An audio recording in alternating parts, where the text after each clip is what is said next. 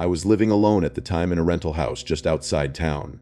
Nothing fancy, just a one-story place with pale green siding and an old oak tree out front that dropped acorns all over my driveway. I worked maintenance for the local school district, so my hours were regular, in by 7, out by 3. That particular Thursday felt like any other. I remember the sky was overcast, and the air had that crisp edge it always gets around Halloween. I had a thermos of coffee in one hand and my tool bag slung over my shoulder when I stepped out the door. It was just starting to drizzle. Nothing unusual happened during work. I fixed a broken stall door in the middle school girls' bathroom and unclogged a sink in the science wing. A kid had stuffed a bunch of gummy worms down the drain for some reason. By the time I got home around 3:30, the rain had stopped, and the house was quiet like always. The weird part started when I went to put my keys in the bowl near the front door. It was gone. The bowl, I mean, not the keys. I always kept this little ceramic dish on the entryway table, just to toss in my keys and change. But that day, it wasn't there. I stood staring at the empty spot for a good 10 seconds. I remember muttering, "Huh," under my breath. I looked around, checked the kitchen counter, the coffee table, even the bathroom sink. Nothing. I chalked it up to cleaning the weekend before, and maybe moving it without remembering. Later that evening, I was heating up leftover chili when I noticed my dog, Max, acting strange. He's a big mutt, part lab, part something else, usually calm as anything. But he kept pacing from the living room to the hallway, tail down, ears perked, staring at nothing. I tried calling him over, but he wouldn't budge. Just stood there, eyes fixed toward the back of the house, like he was expecting something to come around the corner. I remember getting this strange sensation in my chest. Not full-on panic, but a kind of tightening. I told myself he was probably hearing a raccoon outside or something. Still, when I walked down the hallway to check, I turned on every light as I went. Bathroom, spare bedroom, laundry room. Everything was exactly how I left it. No windows open, no doors unlocked. That night, as I was brushing my teeth, I glanced in the mirror and thought, for a second, I saw movement behind me. Just a flicker in the doorway, enough to make my hand jerk and toothpaste dribble down my chin. I turned around instantly, heart thumping. Again, nothing. I told myself I was just tired. I had been sleeping badly all week, and maybe the gloomy weather was getting to me. I double-checked the front and back doors, made sure Max had food and water, then got into bed a little after 10. The house made its usual creaks and groans, but they felt louder somehow. More distinct, like they weren't random. Just as I was drifting off, I thought I heard a faint tapping sound. 3 soft knocks. I froze, not even sure I had heard it. I sat up and waited, straining to listen. Max lifted his head too, ears twitching, but the sound didn't come again. I lay back down, pulled the covers tighter, and tried to push it out of my head. The rain had started up again, tapping gently against the window. I told myself it was just that, just the rain. But in my stomach, something didn't feel right, like the house was holding its breath. The next morning started out fine. I got up around 6 like usual. The tapping from the night before had faded from my mind. I guess I chalked it up to the rain and half-sleep fuzziness. I fed Max, made some eggs, and was about to grab my phone from the nightstand when I noticed the charger cable was unplugged. Not just from the phone, but from the wall entirely. It was coiled neatly, sitting on the dresser like I'd never even used it. That stopped me cold. I always plug it in overnight, always. My phone was down to 17%, which didn't make sense. I didn't remember unplugging it. I don't sleepwalk or anything. I even checked the outlet to make sure it wasn't loose, but it was solid. I stood there for a minute, trying to come up with any reasonable explanation. Eventually, I just plugged it back in and grabbed a portable charger for the day. That afternoon, after work, I came home to find the living room lamp turned on. It's an old floor lamp by the window. I barely ever use it. I distinctly remember turning it off before bed the night before, because I hardly touch it at all. But when I walked in, there it was, soft yellow glow spilling across the couch. Max was curled up beside it, looking up at me like nothing was strange. I asked out loud, did I leave that on? And I could hear how unsure I sounded. I turned it off and stood there for a bit, just listening. The house had that quiet stillness again, like it was waiting. Later, I texted my buddy Jeremy. He's lived in Bloomfield his whole life, works at the auto shop near 3rd Street. I just said something like, "Hey, your house ever feel off?" He replied right away with, "Like haunted." "Nah man, why?" I didn't want to sound like a lunatic, so I just said never mind, bad sleep or something. He sent back a thumbs up and a meme, like nothing was out of the ordinary. That night I was watching TV, reruns of The Office, trying to shake the weirdness off. Max kept glancing toward the hallway again. Not barking, just watching. At one point he stood up, walked halfway down the hall, and then backed up slowly, tail low. I muted the TV and stared down the same dark hallway, heart thudding. I didn't hear anything. No footsteps, no doors creaking. But there was this low hum in the air, like when a fridge kicks on, but deeper, more distant. And it didn't stop. I walked down the hall, flicked on the light. Nothing. Every room was still. I even checked the crawlspace hatch in the laundry room, which I almost never do. Still sealed shut. I told myself the sound was the old wiring, or the neighbor's HVAC unit. But the neighbor's house is a good 200 feet away, and I'd never heard it through the walls before. That hum finally stopped after a few minutes. It ended so suddenly it made my ears ring. I sat back on the couch, staring at the muted screen, not really watching anything. I didn't sleep much that night, kept waking up every hour or so.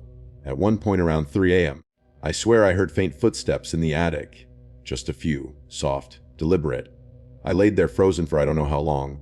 Max was on the floor beside the bed, eyes open, head up. He didn't growl. He didn't bark. Just stared at the ceiling like I did. When morning came, I almost convinced myself I'd imagined it. Almost. The following day was a Saturday, so I didn't have to be at work. I thought about sleeping in, but I'd been tossing and turning since before sunrise.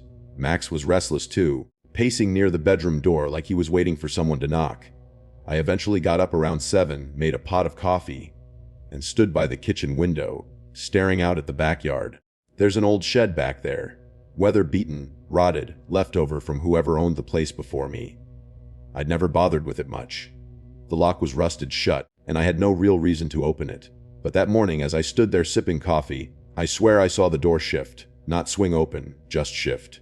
A twitch, like it had caught a breeze, but the air was still, completely still. I waited, eyes locked on it. After a few minutes with nothing else happening, I convinced myself it was in my head. I even laughed a little under my breath, trying to break the tension. But I noticed something odd then. Max wasn't looking at the shed. He was facing the opposite direction, toward the hallway again, frozen, ears up, tail rigid. The day passed slow. I tried to keep busy, did laundry, swept out the garage, even went out for groceries just to avoid being in the house too long. When I got back around 400, I could feel the quiet pressing in again the second I stepped through the door. I checked every room before I even unpacked the groceries. I don't know what I expected to find, but everything was exactly how I left it. Except the TV was on. Muted. Just static. I know I didn't leave it on. I hadn't touched the remote since Thursday night. I walked over, turned it off, and stood there in the silence, listening for anything, movement, a creak, even the hum from the night before. But it was dead quiet. I told myself I was losing it. Lack of sleep, stress from work, some sort of delayed anxiety I hadn't noticed building. I even looked up therapists in the area later that evening, but none were open over the weekend. I left the page open on my laptop and went to make dinner, just a grilled cheese and soup. I just sat down to eat when I noticed something through the kitchen window. Just for a second. A face. It was there and gone so fast I didn't have time to react. But I know what I saw. Just above the bottom edge of the glass. A sliver of skin, a flash of eyes. Then nothing. I bolted out of my chair and flung the back door open. The yard was empty. The grass was still wet from the earlier rain, and I walked the whole perimeter looking for footprints. There were none. Not even my own. I went back inside and locked every door, even the interior ones. I shut all the blinds and turned on every light. Max followed me from room to room, still quiet, still alert. Later that night, around 11, I was brushing my teeth again when I caught something in the mirror. Just past the hallway door, movement. Not a shadow. Not a trick of the light. I turned around so fast I dropped my toothbrush. The hallway was empty. But the feeling that someone had just been standing there didn't fade. I didn't sleep that night at all. I lay in bed with the lamp on, staring at the ceiling, listening. At some point, maybe 2, maybe 3, I heard the faintest creak of a floorboard just outside my room. Then nothing. I didn't open the door. I didn't move. I just lay there, heart racing, waiting for the sound to come again. But it never did. By Sunday morning, I couldn't keep it to myself anymore. I hadn't slept properly in days, and my nerves were completely shot. I kept thinking about that face in the window. How real it looked. How fast it vanished. I needed someone else to tell me I wasn't imagining this. I needed someone to believe me. I started with Jeremy. I drove over to his place around 10. He was out front changing the oil in his truck, covered in grease, and listening to old rock on his garage radio. I told him everything. At least the parts I thought wouldn't make me sound completely insane. The lamp turning on, the footsteps, the static on the TV, the face. He leaned against his truck and wiped his hands on a rag, nodding the whole time like he was taking me seriously. But when I finished, he smirked and said, "Dude, you need to lay off those late-night crime shows. Or get laid, or both." Then he laughed. I didn't. I just stared at him, hoping he'd see how serious I was. But he clapped me on the back and said, "Look, if someone's messing with you, just get some cameras or something. It's probably kids. Or raccoons. You said that shed's old. Maybe something's living in there." I left feeling worse than when I got there. On the way home, I actually did stop at a hardware store and buy a cheap motion sensor light for the backyard. It was a Band-Aid, but it was something. That afternoon, I called the sheriff's office. I didn't know what else to do. I kept the story short. Said I thought someone had been snooping around my property, maybe trying to break in. A deputy named Brewer came by about an hour later. Middle-aged guy, kind of slow-moving, polite enough, but clearly didn't think this was urgent. I walked him around the place, pointed out the shed, told him about the light turning on and the face at the window. He checked the backyard, peeked inside the shed, barely looked really, and shrugged. No sign of forced entry. Grass is undisturbed. Probably just an animal, sir. Could have been headlights reflecting off the window. Happens more than you think. I asked if he could patrol the area that night, maybe keep an eye out. He nodded like he would, but I knew as soon as he got back in his cruiser, this house would be out of his mind. I stood in the doorway after he left, holding Max's collar to keep him from barking as the car pulled away. The road fell silent again. That low, heavy kind of silence where even birds don't seem to make noise. That evening, I called my sister in Indianapolis. I didn't tell her everything, just that the house was starting to freak me out a little, and I hadn't been sleeping well. She offered to let me come stay the night, but she said it with the kind of voice people use when they think you're being dramatic. When I mentioned the face, she paused, then said, "Are you sure you're okay, Luke? Like mentally?" That hit harder than I expected. I told her I was fine and hung up not long after. By nightfall, it felt like the house had grown colder, even though the thermostat hadn't changed. The air felt heavy, like walking underwater. I installed the motion light and watched it from the back window for over an hour. Nothing tripped it. Around 2:00 a.m., I finally went to bed. I left the hallway light on. At some point, I heard it again, the floorboard. Same spot, same slow, deliberate creak. And this time, Max growled, low, deep. The kind of sound I'd never heard from him before. But I didn't move. Because the fear wasn't just that someone was outside anymore. It was that they were already in. I sat up in bed so fast the sheets twisted around my legs.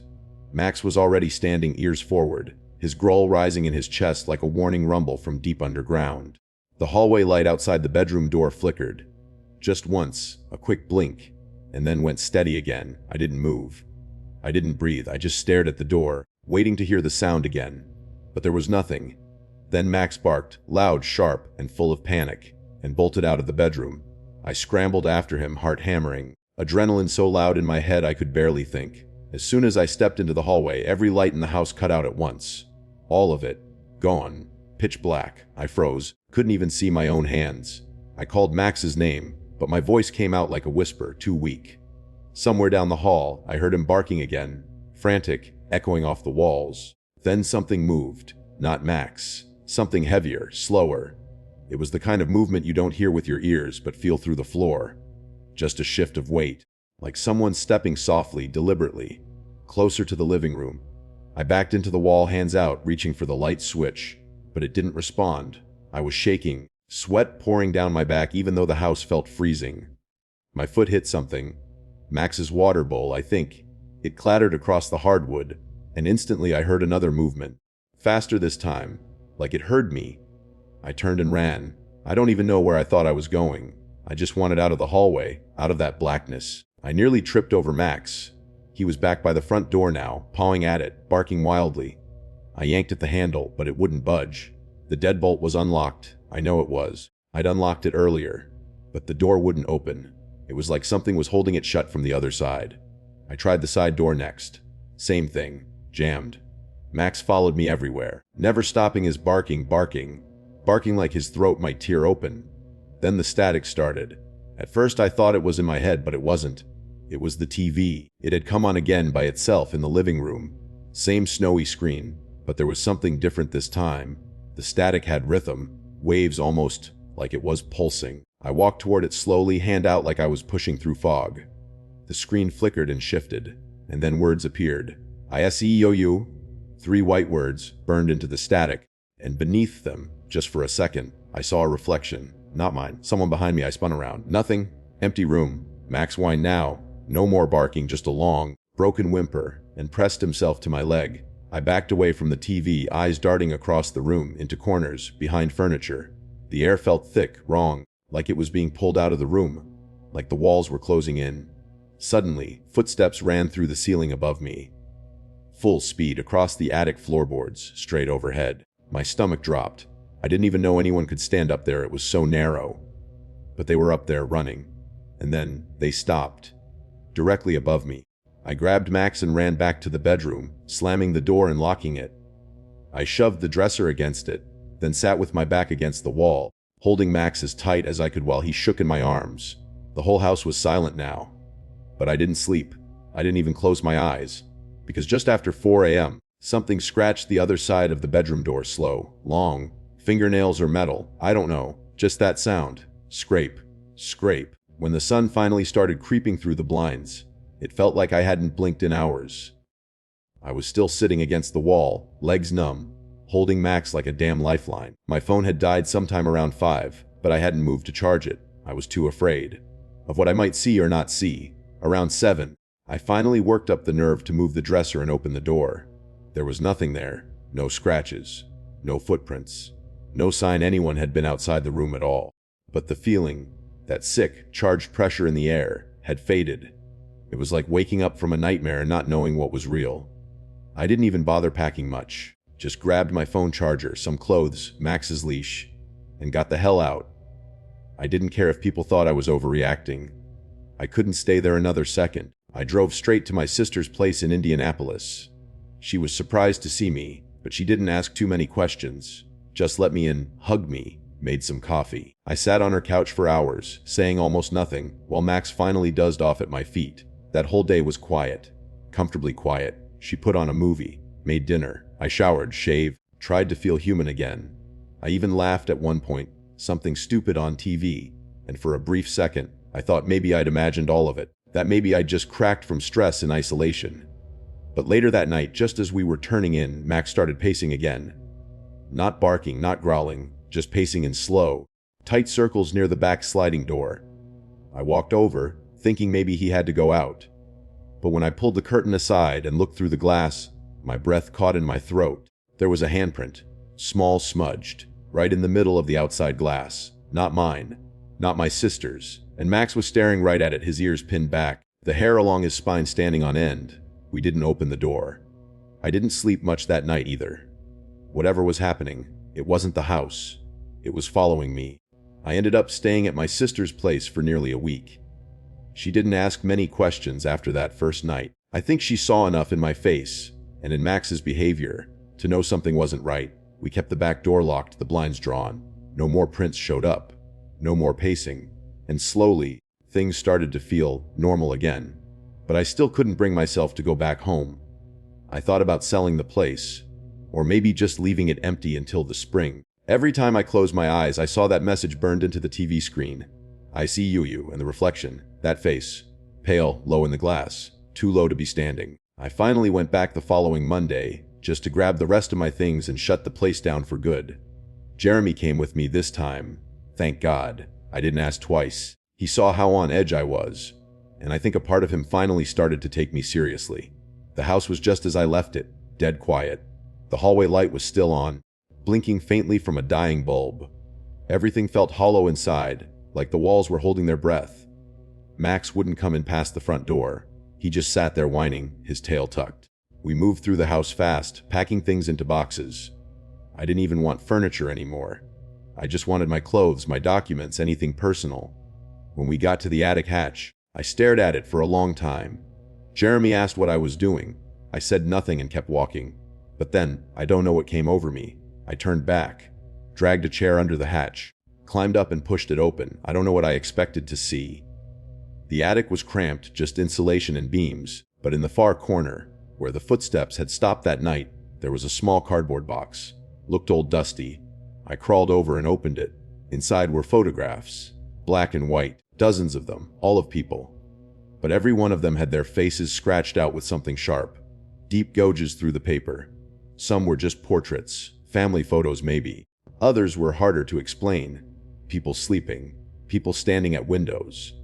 One was a man shirtless, looking directly into the lens like he knew the picture was being taken, like he was the one taking it.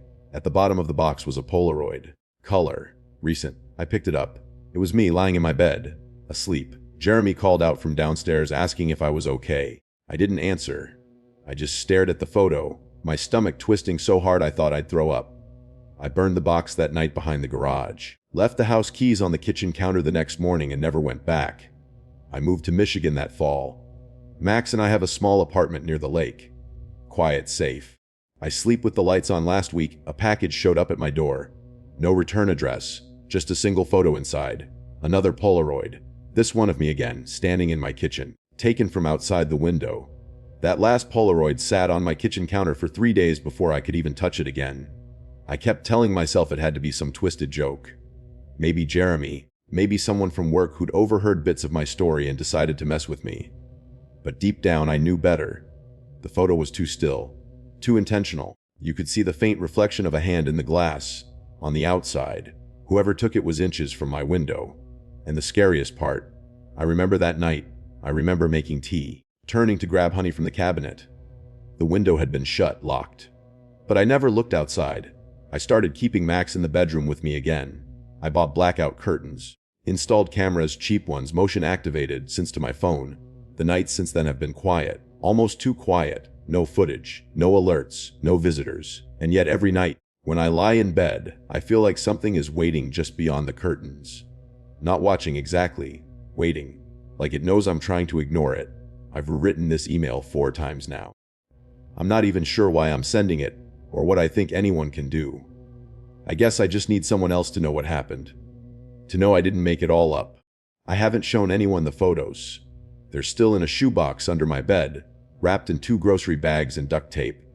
I haven't taken another one.